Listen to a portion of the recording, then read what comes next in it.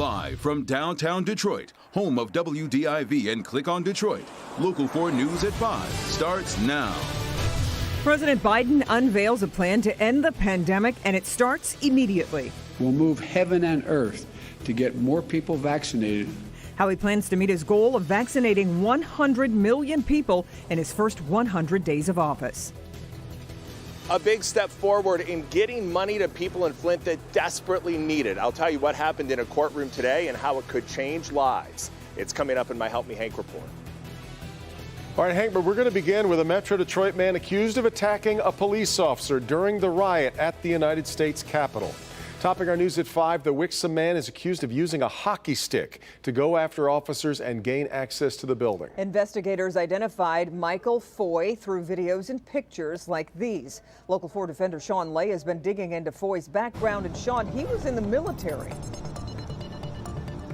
Good evening, Kimberly. Here's what the defenders are learning today. Yes, Michael Foy in those pictures is wearing a U.S. Marine veteran's cap. The FBI says his father, who lives out in Westland, identified his son as a Marine on his Facebook posts. And the family is very pro-law enforcement, we're learning. However, Foy is now charged with a vicious attack on a police officer right outside the Capitol. It's on video. Take a look.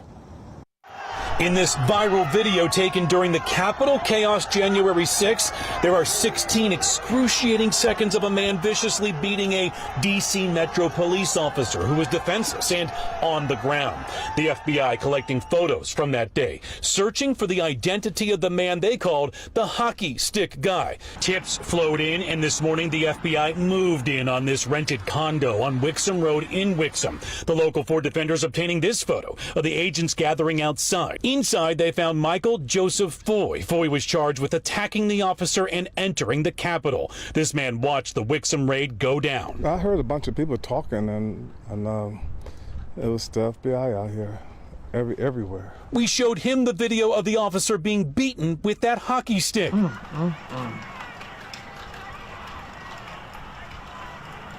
That's out of control. That's definitely out of control. Wow. The Local 4 defenders have this video of Foy protesting the vote count in November at the TCF Center in downtown Detroit. The defenders found Foy on a right-wing conspiracy site. Foy's father lives here in Westland. A Back the Blue sign is right out front, but now Foy is charged with attacking a police officer. Foy in court late this afternoon, in federal court, actually appearing on Zoom. He's being held in detention now. Won't be going anywhere until a detention hearing on Monday will determine if he gets out or not. At that hearing, we're told that the officer attacked had his body camera on. That video will be played in court on Monday. Guys, at 6 o'clock, Foy's own father made some Facebook posts that actually helped the FBI identify his son. And also keep in mind, if he took that hockey stick from here across state lines intending to commit crimes, he could be facing more charges as this investigation is really just starting to get going. We're live tonight. Sean Lay, Local 4 defenders. Back to you. Story, Sean. All right, we'll see you again on the 6 o'clock news. Thank you. Some breaking news to tell you about right now. One of the men charged in the alleged plot to kidnap Governor Gretchen Whitmer is set to plead guilty. According to court documents, Ty Garbin of Heartland Township is expected to plead guilty next week in Grand Rapids. This comes as Garbin was set to stand trial alongside 5 others charged in the alleged plot to kidnap the governor last October. Garbin faces several charges, including terrorism. The hearing is set for next Tuesday in Grand Rapids.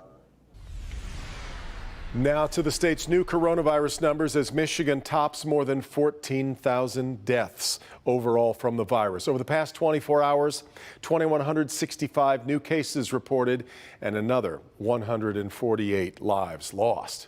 On his first full day in office, President Biden laid out his plans to tackle the coronavirus crisis and get more vaccines into American arms. It includes using FEMA to set up vaccination sites around the country and using the Defense Production Act to shore up the supply chain. Let's get to Alice Barr in Washington with more on the 10 executive orders the new president just signed. Alice? Devin and Kimberly, aides to President Biden say that he wakes up in the morning and goes to bed at night thinking about getting the pandemic under control. And today he laid out his plans to do just that. Good afternoon.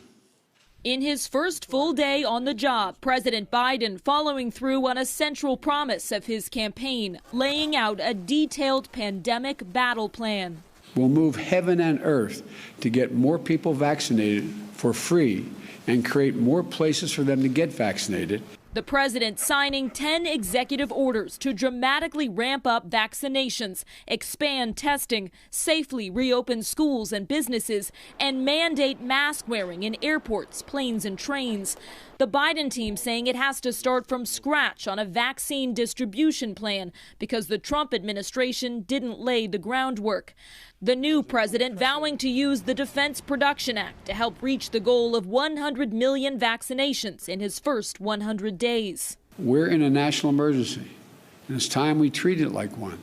President Biden is pushing a nearly $2 trillion rescue package to pay for it all and extend more help to Americans, as another 900,000 people filed first-time unemployment claims last week. Many Republican leaders balking at the high price tag and the president's sweeping plans. He knows the agenda, and those executive orders he is signing are partisan. That's dividing. House Speaker Nancy Pelosi still not revealing when she plans to send the article of impeachment against former President Trump to the Senate for trial, but standing firm on the need to hold him accountable. The Biden administration is also hoping to fast-track approvals for cabinet positions. The Senate already approving Avril Haines as the first female director of national intelligence, and moving forward today with Transportation Secretary nominee Pete Buttigieg. In Washington, Alice Barr, Local 4. All right, Alice, thank you. And President Biden promised that we will hear directly from the coronavirus experts on a more regular basis. Topping that list, Dr. Anthony Fauci, who spoke today from the White House briefing room and addressed the change in administrations. It was very clear that there were things that were said, be it regarding things like hydroxychloroquine and other things like that, that really was uncomfortable because they were not based on scientific fact. I can tell you, I take no pleasure at all in being in a situation of contradicting the president. So it was really something that you didn't feel that you could actually say something and there wouldn't be any repercussions about it. The idea that you can get up here and talk about what you know, what the evidence, what the science is, and no, that's it. Let the science speak. It is somewhat of a liberating feeling. And on the science front, Dr. Fauci said it appears the vaccines will still be effective against the mutant strains of the virus, but they are paying close attention to those variants. The people of Flint a step closer to getting money and resources for the pain and chaos caused by the Flint water crisis. Today, a federal judge granted preliminary approval to a $641 million settlement. Hank Winchester is live. Hank, not everybody, though, is celebrating the settlement. This is the ruling from the federal judge today. This decision opens the door to the next step and the opportunity for the people of Flint to collect damages from the Flint water crisis. We're talking more than $600 million, but also within these documents, the details. Those affected will have to provide proof, blood work, bills, and this all has to take place during a certain time frame. The judge also wants to hear more from the people of Flint. What's needed and what can be done to ensure this money gets to those that need it most. Today, Attorney General Dana Nessel released this statement. It reads in part, "This historic settlement is one step closer to providing Flint residents with the financial relief that they may have otherwise never received if the legal back and forth were to continue in the courts. The settlement can provide people with security that their claims will be heard and not tied up in legal proceedings for an indefinite period of time." I think it's a start for the people. I don't think the amount is just. I don't think the amount or the distribution is fair for the people when you look at everything that we've been through. But not everyone is celebrating. Former Flint Mayor Karen Weaver and some others believe $600 million is simply not enough. It's not fair. I've called it a piggy bank payment, and the state needs to come up off of much more because they played the biggest role in this.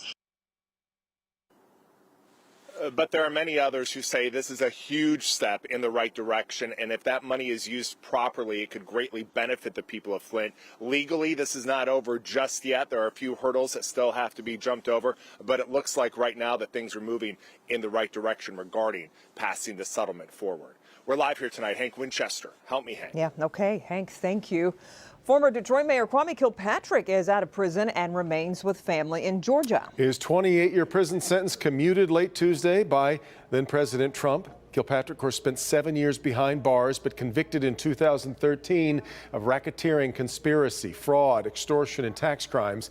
He was not pardoned, so that means he does still owe nearly $5 million in restitution. He cannot run for or hold a state or local office until 2033. That would be 20 years after his conviction. Well, if you only get one chance to make a good first impression, new Lions head coach Dan Campbell passed with flying colors. He spoke with passion, fire, even shed a few tears during his first news conference as the Lions coach. Let's bring in Bernie. Bernie, other teams better watch their kneecaps, is what we took away from that. He was something else, that's all I'll say. He held his first press conference this morning for the Lions. Safe to say you have never heard a press conference like the one. We'll show you a part of it that's coming up. We've got highlights of Campbell. He arrived dressed for the weather. He is dynamic, honest, funny, and direct, but can he be successful as a head coach? Can he turn this around? Can he make Detroit a winner? Those are the questions everyone wants answered. Campbell made it clear he's not going to stand for losing.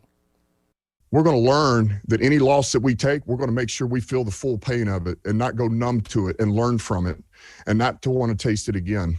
All right, we're going to be competitive every game. I can't sit up here and guarantee wins and losses, and I just can't do it. But I'll guarantee you this, man, these guys are going to fight, and they're going to scratch and claw, and they're going to be something this city's proud of because they're going to take on the identity of this city. Well, there you have it, Dan Campbell. By the way, if you notice the resemblance, they sometimes call him the dude from The Big Lebowski. And he was asked about Matthew Stafford, but stopped short of saying Stafford would be back. Campbell said he has to talk with General Manager Brad Holmes. Interesting press conference. We'll have much more for you coming up later in sports. Kimberly, Devin, back to you. It sure was. Fiery stuff. All right, Bernie, we'll see you back in just a little bit. And we're just getting started here at 5. That we are. Much more to come. Here's Victor. A man is carjacked as he gets coffee right here at this gas station. When it happened so fast. But coming up, hear exactly what he wants that was inside of the vehicle. And after a day chock full of sunshine, the clouds are already back ahead of our next chance of snow. We'll time that out and see if the weekend is really going to be a wallop as far as snow is concerned. That's next. So now they're rolling out the vaccine in grocery stores. I'm looking forward to Easter dinner. Actually, it's the pharmacy in the grocery store, perhaps in a town near you. We'll talk about how it's working and where you might be able to go to get the vaccine.